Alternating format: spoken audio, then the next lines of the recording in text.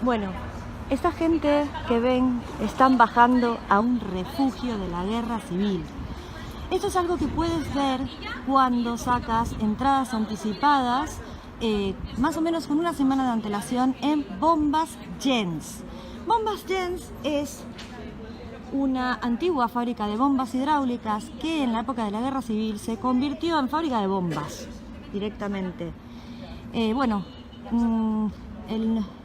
Al cambiar de gobierno, este nuevo gobierno ha estado de alguna manera dándole historia a la guerra civil y a la república, que Valencia fue capital de república, a través de que estos refugios que existían de la época de la guerra civil, en lugar de estar escondidos y que sepan los abuelos dónde estaban, que te diga un abuelo, ay sí, mira, ahí había un refugio de la guerra civil.